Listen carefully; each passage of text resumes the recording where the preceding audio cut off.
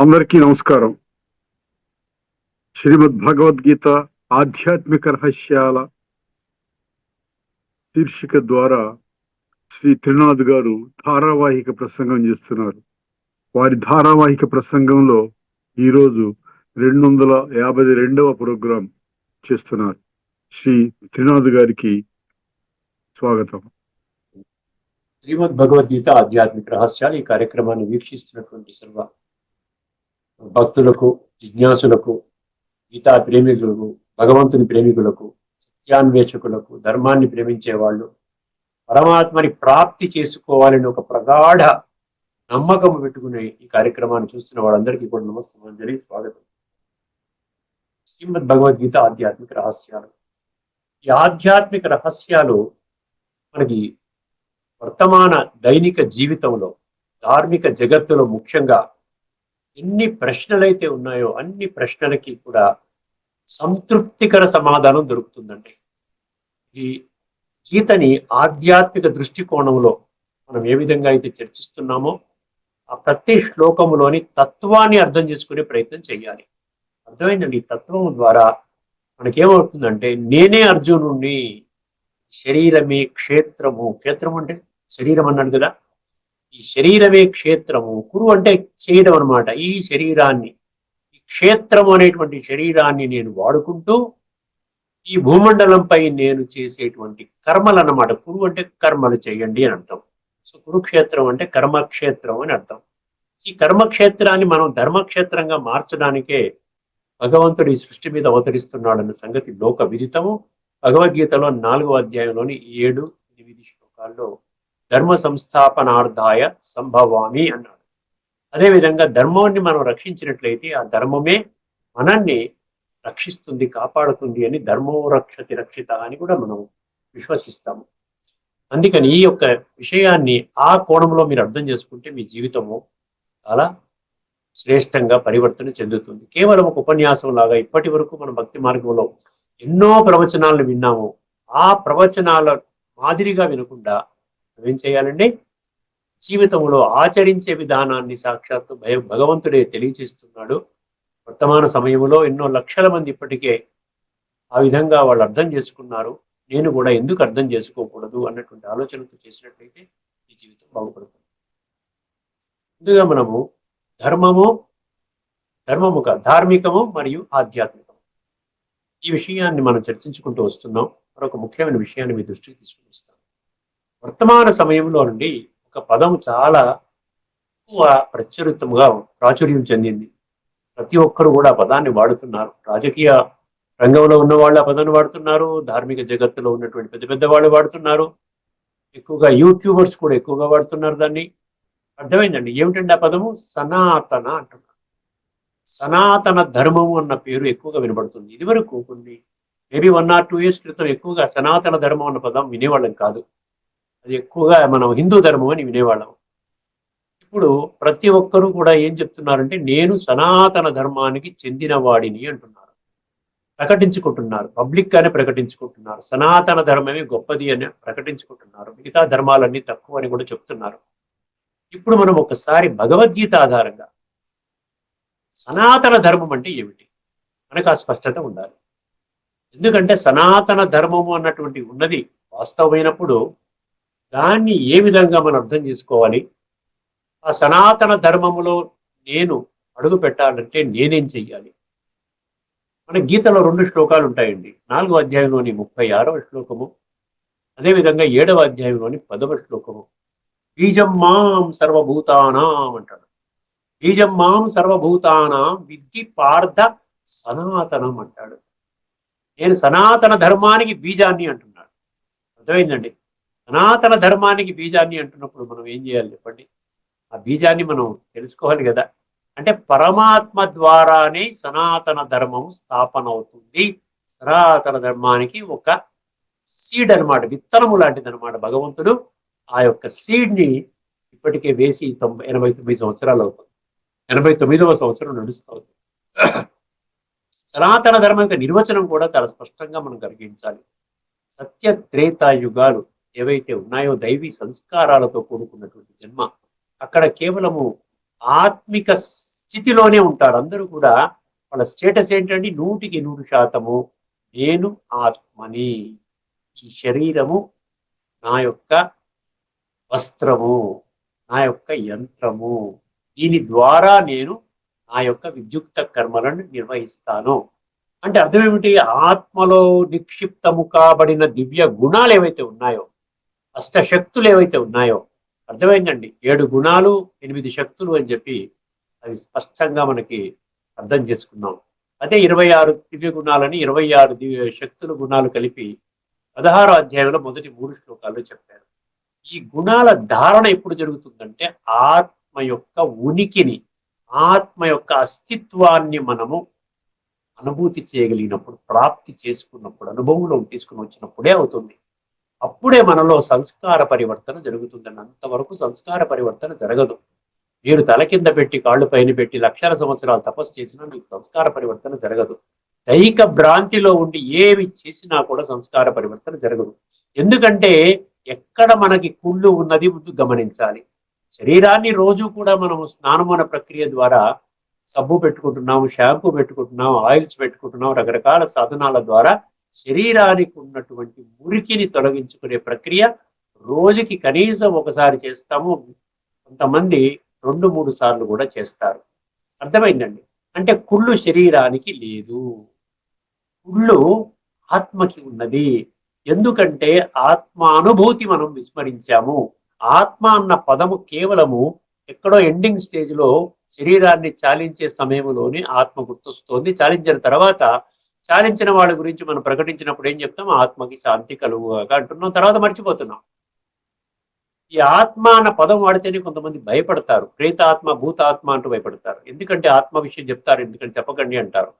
ఎందుకంటే నరాలలో కణాలలో కూడా ఏమైపోయిందంటే నేను దేహము అన్నటువంటి ఒక అసత్యాన్ని సత్యముగా, అధర్మాన్ని ధర్మముగా మనం ఆ విధంగా అనుభవం చేస్తూ, ఆ విధంగా దైహిక సుఖాలను, ఇంద్రియ సుఖాలను అనుభవం చేసుకుంటూ మనం అదే జీవితము అనుకుంటున్నాం. మధ్యలో కొన్ని ప్రవచనాలు వింటే సరిపోతుంది, లేకపోతే ప్రతినిత్యము కూడా ఒక పూజా మందిరం పెట్టుకొని ఒక 5-10 నిమిషాలు పూజ చేసుకుంటే సరిపోతుంది. సో ఇటువంటి భావనలో ఉన్నటువంటి మనుషులు సనాతన ధర్మం గురించి ఎలా తెలుసుకుంటారండి? సనాతన ధర్మము అంటే సంస్కార పరివర్తన. సనాతన ధర్మంలో నేను వెళ్ళాలి అంటే, సనాతనంలోకి నేను వెళ్ళాలి అంటే ఖచ్చితంగా నా యొక్క ఆత్మ ఎంతవరకు సంస్కరించబడాలి అంటే ఇప్పుడు ఉన్నటువంటి తమో ప్రధాన, తామసిక ప్రధాన సంస్కారాలను మనము సాత్విక ప్రధానంగా తయారు చేసుకోవాలి. 13వ అధ్యాయంలోని 21వ శ్లోకము, అదేవిధంగా 15వ అధ్యాయంలోని 8వ శ్లోకంలో ఈ విషయాన్ని స్పష్టం చేయడం జరిగింది. అక్కడ ఉత్తమ లోకము అంటాడు. అర్థమైంది? యథాసత్వే ప్రవృద్ధేతు అంటాడు. యథా సత్వే ప్రవృద్ధేతు ప్రళయం యాతి దేహభృ తదోత్తమ లోకాన్ విధాన్, తదోత్తమ విధాం లోకాన్ అమలాన్ ప్రతిపద్యతే అంటాడు. అమలాన్ అంటే మలినము లేనటువంటి లోకం, ఉరికి అంటే విషయ వికారాలు లేనటువంటి లోకము, ప్రతి ఒక్కరు కూడా దివ్య గుణాలతో తేజోమయంగా ఉండేటువంటి లోకము. అక్కడ ఉన్నటువంటి మనుషులు అనరండి, అక్కడ ఉన్నటువంటి మనుషులను ఏమంటారు తెలుసునా? దేవీ దేవతలు అంటారు. 33 కోట్ల మందికే అక్కడ వేకెన్సీస్ ఉన్నాయి. 33 కోట్ల మంది ఎక్కడి నుంచి ఎంచుకుంటున్నాడు భగవంతుడు? ఇక్కడ ఉన్నటువంటి 850 కోట్ల మనుషులలోంచి 33 కోట్ల మంది ఆ యొక్క సత్య త్రేతాయుగాల్లో వాళ్ళ స్థానాలని పొందుతారు. ఈ కలియుగం సమాప్తమైపోయిన తర్వాత నూతన సృష్టి ప్రారంభమయ్యే సమయంలో వీళ్ళకి మాత్రమే అర్హత ఉంటుంది. అంటే సనాతన ధర్మంలోకి మనం వెళ్ళాలి అంటే ఎంత పురుషార్థం చేయాలండి? అందుకని అంటారు సార్, పుణ్యం పురుషార్థం చేసుకుంటున్నారా మీరేమైనా?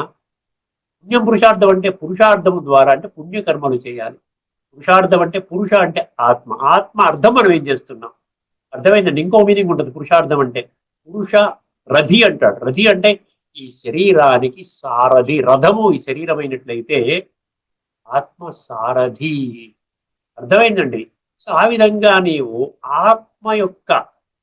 ఆత్మలో దాగి ఉన్న పేరుకుపోయిన ఈ కుళ్ళు సంస్కారాలని కడుక్కునేటువంటి పద్ధతి ఇప్పటిదాకా నువ్వు మొదలు పెట్టలేదు నాయనా. ఇప్పటికి చాలా కాలం గడిచిపోయింది, ఇంకెంతో కాలము లేదు. ఈ ఒక్క శరీరము ద్వారానే నీవు సంస్కార పరివర్తన చేసుకోవాలి భగవంతుడు చెప్తున్నాడు. అర్థమైందండి? ఇప్పుడు మనం సనాతనం గురించి తెలుసుకుంటున్నాం. అంటే సనాతన ధర్మంలోకి రావాలి అంటే సంస్కార పరివర్తన, దివ్య గుణాల ధారణ, సర్వశక్తుల ధారణ, అంటే సాక్షాత్తు ఒక దైవీ స్వరూపంగా పరమాత్మ సమానంగా ఆ విధంగా మనం చేసుకోవాలి. దానికే భగవంతుడు ఇస్తున్నటువంటి ఒక ప్రక్రియ ఏంటంటే రాజయోగము అంటున్నాడు. అర్థమైంది? ఇవేమి చేయకుండా కేవలము నేను ఒక సనాతన ధర్మానికి చెందిన వాడిని అంటే, నీవు సనాతన ధర్మానికి చెందిన వాడివి అనుకున్నప్పటికీ కూడా నువ్వు సనాతన ధర్మంలోకి ఎంటర్ అవ్వలేవు. ఆ ధర్మానికి చెందిన వాడివి అయితే ఎంటర్ అవ్వాలి కదా. ఎంటర్ అవ్వాలంటే మనం ఏం చేయాలి అన్న విషయాన్ని భగవంతుడు గీత ద్వారా సంస్కార పరివర్తన చేసుకోమంటున్నాడు. దానికి బీజ రూపుణ్ణి నేను అంటున్నాను. ఈ ఆధ్యాత్మికత ద్వారానే సాధ్యమవుతుంది. ఆధ్యాత్మిక జగత్తులో స్వయాన్ని ఆత్మగా భావించి, గుర్తించి, గౌరవించి, సెల్ఫ్ రెస్పెక్ట్ అంటే ఆత్మ గౌరవము. ఆ విధంగా ఆత్మ యొక్క ఔన్నత్యాన్ని కోసం ప్రతినిత్యము కూడా రాజయోగం ప్రక్రియ ద్వారా సంస్కార పరివర్తన చేసుకునే విషయాన్ని, అది ఆధ్యాత్మిక జగత్తులోనే సాధ్యము. కానీ ధార్మిక జగత్తులో కేవలము అనుకోవచ్చు, నేను సనాతని అనుకోవచ్చు, నేను హిందూ ధర్మానికి చెందిన వాడిని అనుకోవచ్చు. ఈవెన్ హిందూ ధర్మంలో కూడా నుండి ఎవరికి కూడా హాని తలపెట్టకూడదు, ఎవరిని కూడా కష్టపెట్టకూడదు, ఎవరికి దుఃఖాన్ని ఇవ్వకూడదు. అందుకనే హిందూ ధర్మానికి చెందినటువంటి 4 శ్లోకన్స్ మనం అనేక మార్లు మనం ప్రస్తావిస్తున్నాం. ఏమిటంటే ఇవి సర్వే జనాః సుఖినో భవంతు. ఎవరికి కూడా నేను దుఃఖాన్ని ఇవ్వను, వీలైనంత వరకు నేను సుఖిస్తాను, సాటి మనిషిని గౌరవిస్తాను, మంచిగా లోకా సమస్తా సుఖినో భవంతు. అదే విషయాన్ని తెలియజేస్తుంది. సర్వమానవ సౌభ్రాతృత్వము. అర్థమైన విశ్వమంతా కూడా విశ్వాత్మలందరూ ఒక తండ్రి సంతానము కాబట్టి ఏమంటే అందరూ కూడా సోదరులు అవుతారు, ఆత్మపరంగా సోదరులు అవుతారు. ఆ ఆ యొక్క సంబంధాన్ని మనం ఎప్పటికీ మర్చిపోకూడదు అనమాట. ఏ వ్యక్తి అయినా వారి భౌతిక రీతిగా నా కులము, మతము, జాతి, రంగు, రూపం, ఉన్నవాడు, లేనివాడు, నల్లవాడు, తెల్లవాడు, ఇటువంటి ఇవన్నీ కూడా ఏదైతే లేబుల్స్ ఉన్నాయో, ఏదైతే ఇమేజెస్ ఉన్నాయో దానిని మనం చూడకూడదు. కేవలం బ్రుకుటి మధ్యలో మెరుస్తున్నటువంటి ఒక ఆత్మని చూడాలి. వాడు కూడా పరమాత్మ సంతానమే. ఏ జన్మజన్మలుగా చేసిన సంస్కారాల ఆధారంగా వాడికి ఆ పోస్ట్ దొరికింది, నాకు ఈ పోస్ట్ దొరికింది, నాకంటే గొప్ప ఈ విధంగా భాగ్యాన్ని పొందినటువంటి వాళ్ళు నాకంటే గొప్ప పోస్టులో ఉన్నారు. అందువలన ఎవరిని కూడా మనము అవమానించకూడదు, అగౌరవంగా చూడకూడదు, తిట్టకూడదు. అందరినీ కూడా సోదర భావంతో చూడాలి. అదే సర్వమానవ సౌభ్రాతృత్వము. వసుదైవ కుటుంబకం కూడా ఉంటుంది చూసారా. ప్రపంచం అంతా ఒకే కుటుంబం. కుటుంబంలో మన సభ్యులను ఎలా చూసుకుంటామండి? ఏదైనా మీ పిల్లలు తప్పు చేస్తే మీరు ఏమైనా కొడతారా? కొంచెం సర్ది చెప్తారు, అలా కాదు ఇలా చేయరా బాగుపడుతుందని. అదే బయటవాడు తప్పు చేస్తే గట్టిగా అరుస్తారు. తేడా చూసారా? అంటే బయటవాడు నా సంబంధికుడు కాదు అన్నటువంటి భావన ఉంది. కానీ భగవంతుడు కరెక్ట్ చేస్తున్నాడు. మనం అందరం కూడా ఒకటే కుటుంబానికి చెందినటువంటి వాళ్ళము. పిత అహమస్య జగత మాత అన్నాడు చూసారా. 9వ అధ్యాయం 17వ శ్లోకం. కుండ బద్దలు కొట్టినట్టు చెప్పాడు, అందరూ నా పిల్లలు. నన్ను మీరు ఇంకా గుర్తించలేదు, నేను అందరినీ గుర్తించాను. కాబట్టి అందరినీ అదే భావనతో నేను చూస్తాను. మీరు ఆ విధంగా నన్ను చూడాలంటే నన్ను గుర్తించాలి. దానికోసమే నా యొక్క సత్యమైన పరిచయాన్ని నేనే స్వయంగా భగవద్గీత ద్వారా నా నామ రూప దేశకాల గుణ కర్తవ్య సంబంధాన్ని తెలియజేస్తున్నాను. దయచేసి విస్మరించకండి, తేలిగ్గా తీసుకోకండి. నేనే సనాతన ధర్మాన్ని స్థాపన చేస్తున్నాను, అందుకు వచ్చే మార్గాన్ని కూడా నేనే తెలియజేస్తున్నాను. ఇది ముఖ్య విషయంగా ధార్మికము ఆధ్యాత్మికంలో మధ్య తేడాలు. మనం రాత్రి నెక్స్ట్ ఎపిసోడ్ లో మరికొన్ని విషయాలు మనం చర్చించుకుందాం. ఇప్పుడు మన మెయిన్ టాపిక్ వచ్చేద్దామండి. మన మెయిన్ టాపిక్ ఏంటంటే కర్మని చేయాలి, కానీ కర్మ ఫలితాన్ని విస్మరించాలి. గత ఎపిసోడ్ లో మనం 3వ అధ్యాయంలోని మొదటి శ్లోకం చర్చించుకున్నాం. లోకేస్మిన్ వివిధానిష్ట పురా ప్రోక్త మయానగా జ్ఞానయోగేన సాంఖ్యానాం కర్మయోగేన. ఇప్పుడు ఈ తర్వాత శ్లోకాన్ని మనం ఇప్పుడు ఈ ఎపిసోడ్ లో చర్చించుకోబోతున్నాం. ఒక్కసారి జాగ్రత్తగా ఈ శ్లోకాన్ని వినండి. నా కర్మణామనారంభాత్ నైష్కర్మ్యం పురుషోస్మితే నచ సన్యసనాదేవ సిద్ధిం సమధిగచ్చతి. ఇది శ్లోకం అండి. ఈ శ్లోకాన్ని పదవిచ్ఛేదన చేసుకుంటే మనకి ఇంకా విషయం స్పష్టమవుతుందండి. చాలా ఇంపార్టెంట్ శ్లోకం అండి. ఎందుకంటే 3వ అధ్యాయము, 4వ అధ్యాయం, 5వ అధ్యాయంలో కర్మ ఫిలాసఫీ అంతా ఉందండి. కర్మల గుహ్య గతి అంటాడు చూసారా. ఎప్పుడైతే కర్మల గుహ్య గతి మన బుద్ధిలో కూర్చుంటుందో మనం తప్పుడు కర్మలు చేయడానికి భయపడతామండి. ఎవరినైనా మోసం చేయాలంటే భయపడతాం, ఎవరికైనా దుఃఖాన్ని కలిగించాలంటే భయపడతాం. ఇప్పుడు ఏదో ఆహార కల్తీలు జరుగుతున్నాయి, చేసేవాడు కూడా విన్నాడంటే పరివర్తన చెందుతాడు. సిగరెట్లు, తంబాకు, బీడీలు, ఈ డ్రింకింగ్ ఇవన్నీ అమ్మేవాడు కూడా మారుతాడు. అటువంటి మారిన వాళ్ళు కూడా బ్రహ్మకుమారిస్తూ చాలా మంది అనుభవాలు ఉన్నాయి. అర్థమైందండి. నేను పలానా పాన్ షాప్ పెట్టుకునేవాడిని, సిగరెట్లు అమ్మేవాడిని, తర్వాత ఇది అమ్ముకొని కొబ్బరి బొండాలు వ్యాపారం చేసుకుంటున్నాను. ఎందుకంటే భగవంతుడు చెప్పిన ఈ విషయాలు ఎవరిని కూడా దుఃఖపరచకూడదు. ఎందుకంటే ఇప్పుడు ఇవన్నీ సాధనాలు ఇవన్నీ అమ్ముకుంటూ ఉంటే అవతల వాడు ఏమిటంటే రోగగ్రస్తులు అవుతాడు. మనం ఏమవుతామండి? పాడైపోతాం. మనం అవతల వాడు రోగగ్రస్తుడికి ఎవడు కారణమయ్యాడు? నేను కారణమయ్యాను, అందువల్ల నా ద్వారా ఆ పాపకర్మ జరగకూడదు. ఇట్లా పరివర్తన జరిగిన సందర్భాలు చాలా ఉన్నాయి. అర్థమైందండి. ముఖ్యంగా కర్మ ఫిలాసఫీ 5, 6, 3, 4, 5 ఈ 3 అధ్యాయుల్లో కర్మయోగము 3వ అధ్యాయము, జ్ఞాన కర్మ సన్యాస యోగము 4వ అధ్యాయము, కర్మ సన్యాస యోగం 5వ అధ్యాయం. ఇందులో ఉన్నటువంటి శ్లోకాలని మాక్సిమం మనం కవర్ చేసుకుంటే ఏమవుతుందంటే కర్మల పట్ల మనము చాలా జాగ్రత్త వహిస్తాము, మంచి కర్మలు చేస్తాము, భగవంతుని యొక్క ధర్మ సంస్థాపన కర్తవ్యాన్ని సమర్థించే కర్మలు చేస్తాం. ఇప్పుడు దాని అర్థంగా ఇప్పుడు చూడండి, ఏమన్నాడు, నా కర్మణామనారంభ నైష్కర్మ్యం పురుషశ్నుతి అన్నాడు. పురుష అంటే ఆత్మ. ఎవరు కూడా ఏమంటున్నాడు, నా అన్నాడు. చూసారా, స్టార్టింగ్ అక్షరం ఏంటి, నా. కర్మణాం అనారంభాత్. ఇక్కడ 3, ఈ శ్లోకంలో 3 ముఖ్యంగా మీరు అర్థం చేసుకోవాలండి. అప్పుడు ఈ శ్లోకంలోని విషయం స్పష్టంగా అర్థమవుతుంది. ఒకటి అనారంభాత్ కర్మ అన్నాడు, రెండవది ఏంటి నైష్కర్మ్యం అన్నాడు, మూడవది సన్యసనాదేవా అన్నాడు. సన్యసనాత్ ఏవా అని అర్థం అనమాట. సన్యసనాత్ అంటే ఏమిటి? ఈ 3 విషయాలు స్పష్టతమైన ఒక్కొక్కటి మీకు వివరిస్తాను. మనారంభాత్ అంటే అర్థం. ఎందుకంటే భగవంతుడు చెప్పిన దాన్ని కూడా మనము కాస్త బుద్ధినేత్రాన్ని తెరుచుకోకపోతే వక్రంగా అర్థం చేసుకుంటామండి. ఏమర్థం చెప్పే భగవంతుడు ఏం చెప్పాడు, నీ కర్మలు నీకేం చేస్తాయి, బంధిస్తాయి. లౌకికంలో నువ్వు కర్మలు చేస్తే అది ఏదో విధంగా నిన్ను బంధనంలో పడేస్తాయి అని చెప్పి భగవద్గీతలో కొన్ని శ్లోకాలు చెప్పడం జరిగింది. ఇప్పుడు ఈ విధంగా అర్థం చేసుకున్న వాడు ఏం చేస్తాడు, నేను కర్మలు చెయ్యను అంటాడు. నేను కర్మలు చేయకుండా కూర్చుంటే నాకు ఎటువంటి బంధనం ఉండదు కదా, అప్పుడు నేను మోక్షం పొందుతాను కదా, నేను మంచిగా చక్కగా స్వర్గంలోకి వెళతాను కదా అన్నటువంటి భావనలో ఉంటాడు. కానీ ఇక్కడ ఏమన్నాడు, నా అనేసాడు కదా, ఆయన అటువంటి పప్పులు ఏమి ఉడకవు నాయన, నా కర్మణామనారంభాత్ నైష్కర్మ్యం అన్నాడు. ఇక్కడ నైష్కర్మ్యంలోకి వద్దాం. ఇప్పుడు ఈ 3 పదాలు 3 ప్రక్రియలను అర్థం చేసుకుంటే, క్లియర్ గా కాన్సెప్ట్స్ అర్థం చేసుకుంటే మీకు శ్లోకం మొత్తం అర్థమవుతుంది. నైష్కర్మ్యం అంటే ఏమిటి? నిష్కర్మ యహ అని ఉంది. నైష్కర్మ్యం యొక్క ఆరిజిన్ అంటే కర్మ అంటే మన దైనందిన జీవితంలో పొట్టపోషణ చేసుకోవడానికి జరిగే కర్మలండి. అర్థమైంది. కర్మ అంటే ఏదో నేను స్మగ్లింగ్ లూటింగ్ చేస్తాను కాదు. నా శరీరాన్ని నిర్వహణ కోసం, నా కుటుంబం యొక్క మనుషుల భార్య పిల్లల యొక్క శరీర నిర్వహణార్థము నేను డబ్బు సంపాదించాలి కాబట్టి దాని కొరకు చేసేటువంటి కర్మ. ఇక్కడ నైష్కర్మ్యం అంటే నిష్క్రియ. నైష్కర్మ్యం అంటే ఏంటంటే యాక్షన్లెస్ స్టేట్ అంటాడు. అంటే కర్మ చెయ్యనటువంటి స్థితి. అక్కడ నా కర్మణ అనారంభాత్ అన్నాడు. ఆరంభం అంటే కర్మను బిగిన్ చేయడం, అనారంభం అంటే బిగిన్ చేయడం. అసలు బిగినింగే లేదు, కర్మలే చేయను, నేను కర్మలే చెయ్యను అన్నటువంటి స్థితి ఒకటి. రెండవది, ఆ విధంగా చేస్తే నైష్కర్మ్యము పొందలేమంటున్నాడు. నైష్కర్యం అంటే కూడా అదే కదా, యాక్షన్లెస్ స్టేట్. అంటే ఎటువంటి కర్మలు చేయనటువంటి ఫ్రీడమ్ ఫ్రమ్ యాక్షన్స్, ఏ కర్మం చేయదు. కానీ ఇక్కడ నైష్కర్మ్యంలో భగవంతుడు ఏం చెప్తున్నాడంటే, నైష్కర్మ్యము అంటే కర్మలు పూర్తిగా ఆపడం కాదు అంటున్నాడు. ఆపడం కాదు అంటున్నాడు. ఏమిటంట, ఎటువంటి కర్మలు నువ్వు చెయ్యాలి అంటే ఆ కర్మ బంధనములోకి తీసుకుని వెళ్లకుండా ఉన్నటువంటి కర్మలు చేయాలి.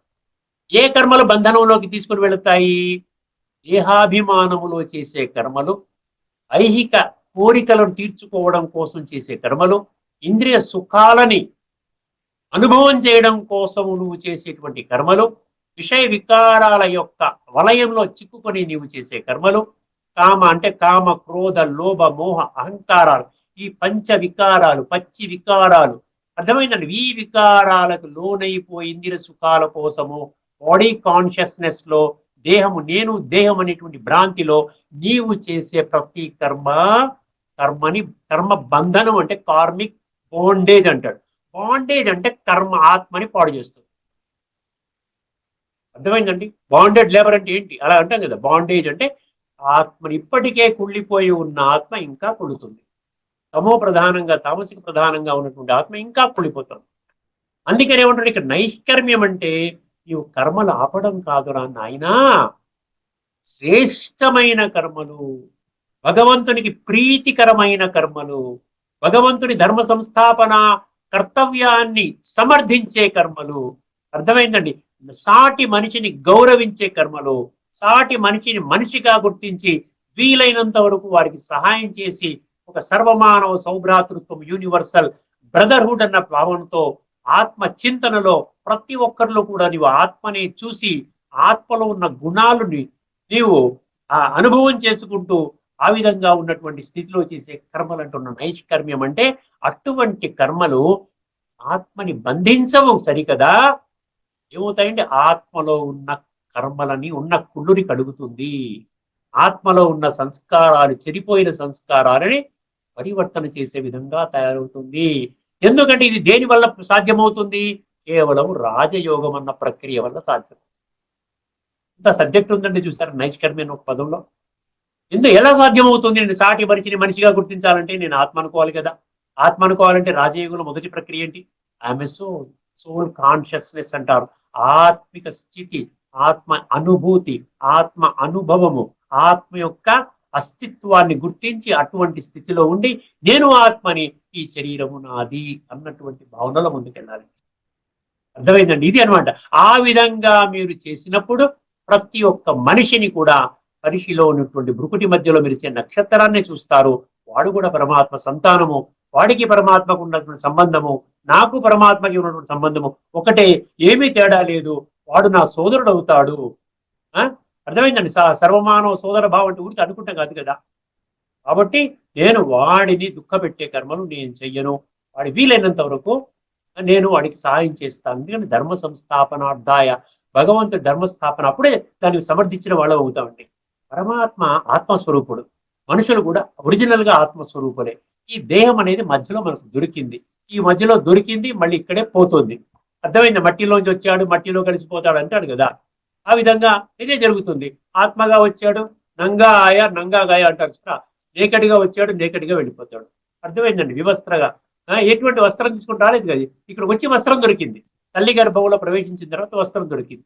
మళ్ళీ అంతా ముసలివాడు అయిపోయిందో మళ్ళీ పడిపోతాడు, కాటికి వెళ్ళిపోతాడు, కాల్చేస్తాడు. అర్థమైంది? నైష్కర్మ్యం అంటే ఏంటంటే కర్మని బంధనంలోకి తీసుకుని వెళ్లకుండా ఉన్నటువంటి స్థితి. అటువంటి కర్మలు నువ్వు చెయ్యి. అంతేకాని నా కర్మణామనారంభాత్ కాదు. నేను కర్మలు ఆరంభించను అంటే ఇక్కడ గుర్తుపెట్టుకోండి. ఇక్కడ ఏమంటున్నాడు? కర్మలు ఆరంభించవు, నైష్కర్మ్య సిద్ధి రాదు నీకు. ఎందుకంటే నువ్వు కర్మలే చేయటం లేదు. భగవంతుడు అంటాడు కర్మ చేయొద్దని ఎక్కడా చెప్పలేదు. 574 శ్లోకాలు మీరు పరిశీలించండి ఒకసారి. ఏ ఒక్క శ్లోకంలో కూడా నీవు కర్మలు చేయక్కర్లేదయ్యా అని ఎక్కడా కూడా భగవంతుడు చెప్పలేదు. అర్థమైందండి? కర్మ సన్యాసము. అక్కడ కర్మ సన్యాసం అనుకుంటున్నాం మనం. కర్మని సన్యసించమని చెప్పడం లేదు. కర్మ యొక్క ఫలితాన్ని సన్యసించు. కర్మని చెయ్యి. కర్మ ఫలితాన్ని భగవదర్పణము చెయ్యి. ఎప్పుడైతే భగవదర్పణము చేస్తావో భగవంతుణ్ణి చాలా ప్రీతి కలిగించే కర్మలే మనము చేస్తాము. అంటే భగవంతుణ్ణి కూడా మన కర్మలలో భాగస్వామ్యం చేసుకుంటున్నాము. దాన్ని కర్మయోగం. కర్మయోగం అనే టాపికే పెట్టాడు సార్. మొత్తం అధ్యాయం అంతా కర్మయోగం అని పెట్టాడు కదండి. కర్మయోగం అంటే మన కర్మలలో భగవంతుని భాగస్వామ్యం చేస్తున్నాం. పార్ట్నర్ అన్నమాట. భగవంతుడా ఇప్పుడు ఇవాళ పలానా కాంట్రాక్ట్ వేస్తున్నాను, నిన్ను తలుచుకుంటూ వేస్తున్నాను, వచ్చినా కూడా నేను సంతోషమే, ఆ కాంట్రాక్ట్ నాకు రాకపోయినా పర్వాలేదు, నేను తలుచుకుని చేస్తున్నాను. ఇది అనమాట కరెంట్ సమస్యలు. ఇది నైష్కర్మ్య స్థితికి తీసుకుని వెళ్ళేటువంటి. అర్థమైందండి? వస్తే నేను ఆనందపడతాను, లేకపోతే నేను భగవంతుడా నేను తిడతాను, నీకు గుడికి రాను, నేను ఎక్కడికి రాను, నిన్ను మర్చిపోతాను, అసలు నువ్వు నాకు అక్కర్లేదు, 5 కోట్ల రూపాయల టర్న్ కాంట్రాక్ట్ నాకు లేకుండా చేశావు, వాడు పనికిరాని వాడికి వచ్చేసింది. ఇవన్నీ అనుకుంటే ఏమవుతుంది? అది నైష్కర్మ్య స్థితికి తీసుకుని రాదు. అర్థమైందండి? ఇక్కడ కర్మలని ఆరంభించకపోవటం వలన ఎటువంటి సిద్ధి జరగదు, ఎటువంటి ప్రాప్తి లేదు. మీరు కర్మలు చెయ్యను అంటే ఊడికనే కూర్చుంటానంటే జరగదండి అంటున్నాడు భగవంతుడు. కర్మణామనారంభాత్ నైష్కర్మ్యం పురుషష్ణుతే. అశ్నుతే అంటే పొందడం. అక్కడ నా అన్నాడు కదా, నా అశ్నుతే అని పెట్టుకోండి. పురుష అంటే ఆత్మ. అర్థమైందండి? అర్థమైందా? ఫస్ట్ 2 పంక్తులు మీకు చెప్పేశాను. కర్మణామనారంభాత్ నైష్కర్మ్యం పురుషష్ణుతే. చాలా ప్రతి పదం యొక్క అర్థం మీకు అర్థమైపోయింది. 2 కాన్సెప్ట్స్ మీకు వివరించాను. అర్థమైందా? ఇప్పుడు తర్వాత ఏమంటాడు?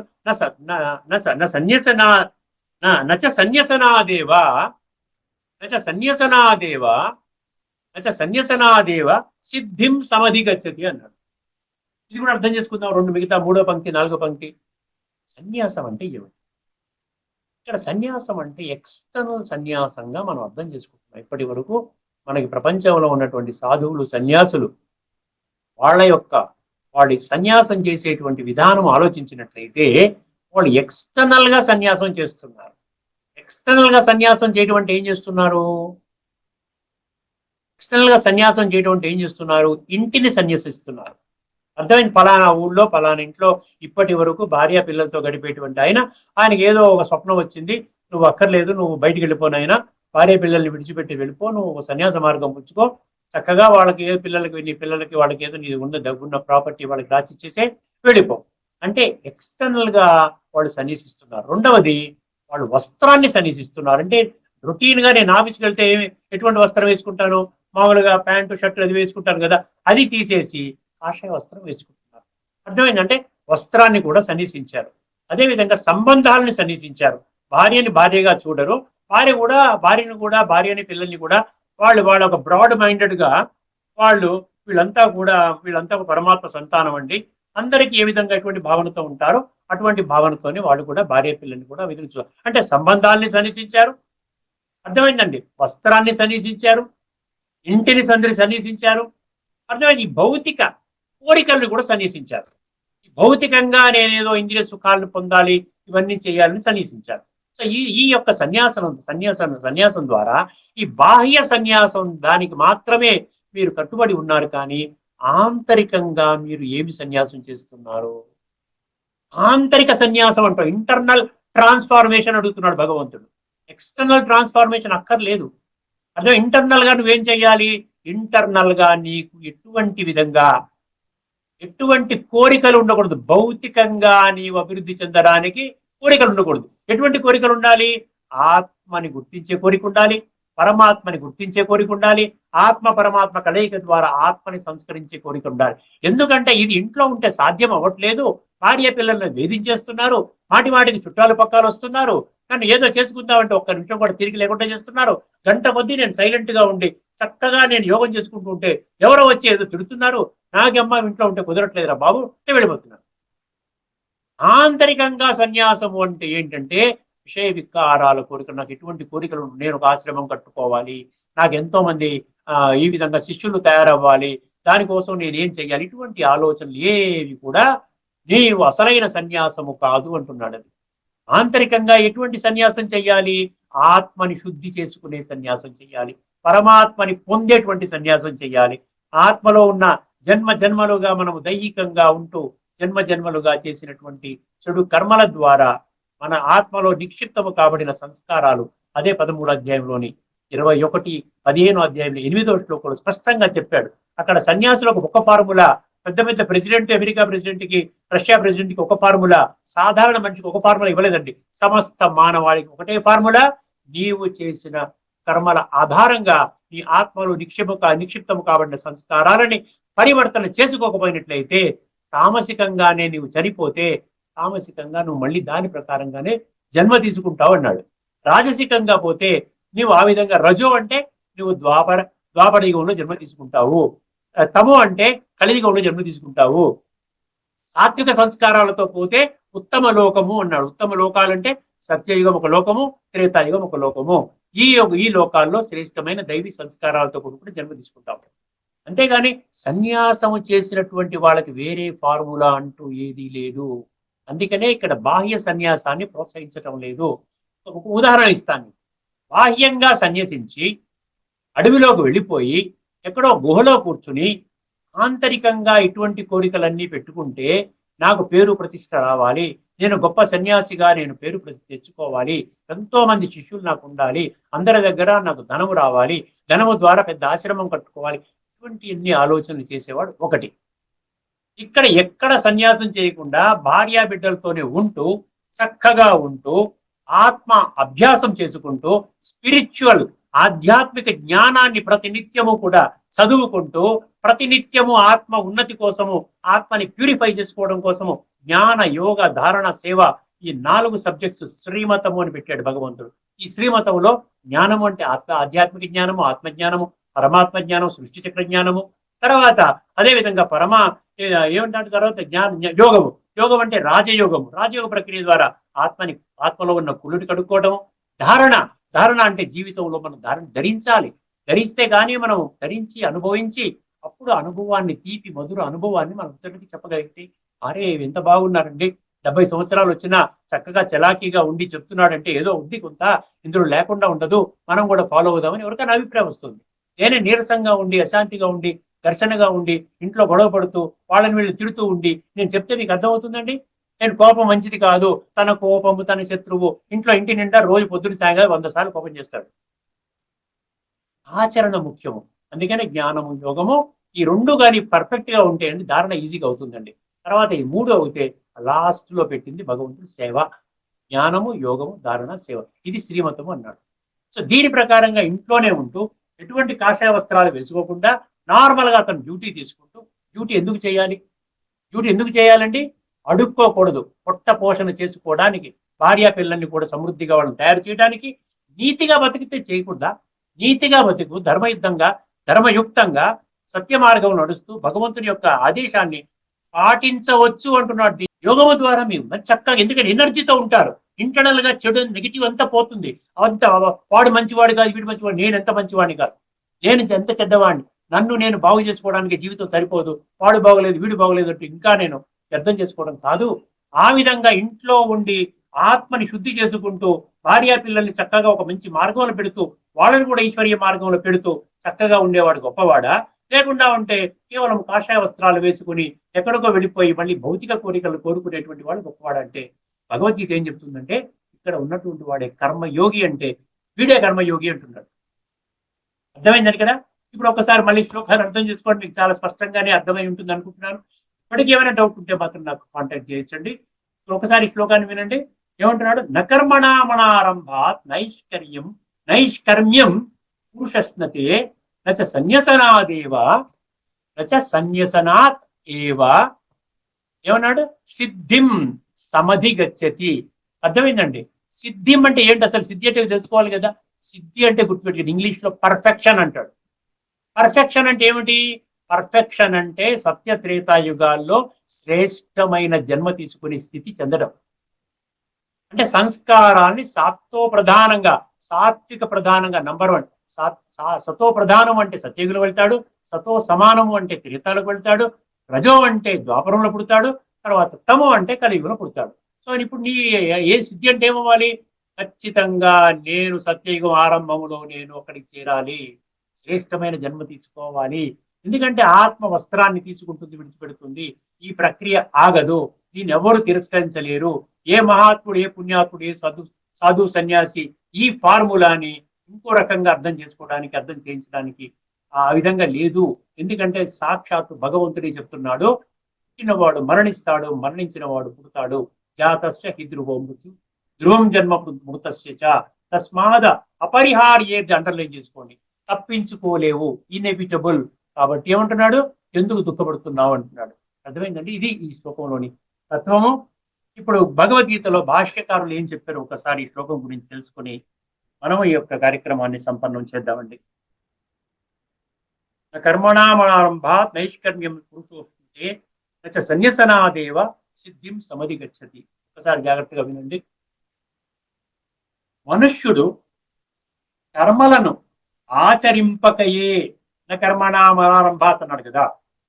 నైష్కర్మ్యము అనగా యోగ నిష్ఠా సిద్ధి అతనికి లభింపదు. యోగ నిష్ఠ అంటే ఏమిటంటే కర్మలని మనం ఎటువంటి కర్మలు చేయాలి అంటే ఆ యోగముతో కూడిన కర్మలు చేస్తే ఆత్మ శుద్ధి అవుతుంది. అదనమాట యోగ నిష్ఠా సిద్ధి అతనికి లభింపదు. అట్లే కేవలము కర్మలను త్యజించినంత మాత్రాన, అర్థమైంది ఇక్కడ నచ్చ సన్యసనాదేవ అంటే ఇక్కడ కర్మలను త్యజించడం అంటున్నాడు. ఇక్కడ కర్మలను త్యజించడం కాకుండా ఏమిటి? ఈ యొక్క బాహ్యంగా త్యజించడం అనమాట. అంటే వస్త్రాన్ని త్యజించడం, సంబంధాన్ని మార్చుకోవడము, ఇంటిని అంటే నేను చెప్పాను కదా, డ్రెస్ మార్చుకుంటున్నారు, అడ్రస్ కూడా మార్చుకుంటున్నారు.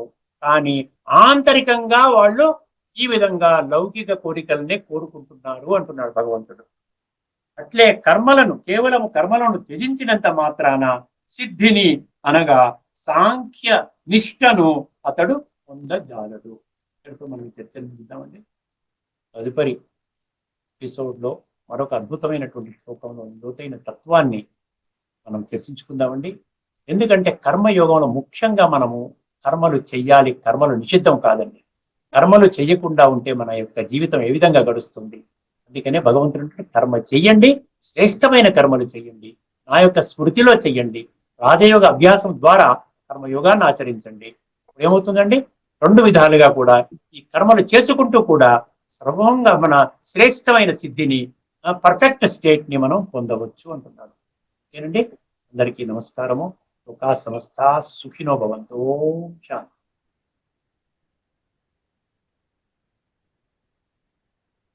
ఆధ్యాత్మిక శ్రీమద్ భగవద్గీత ఆధ్యాత్మిక రహస్యాల తాత్విక సారాన్ని మనకు వివరంగా విశ్లేషించిన శ్రీ త్రినాథ్ గారికి ధన్యవాదాలు.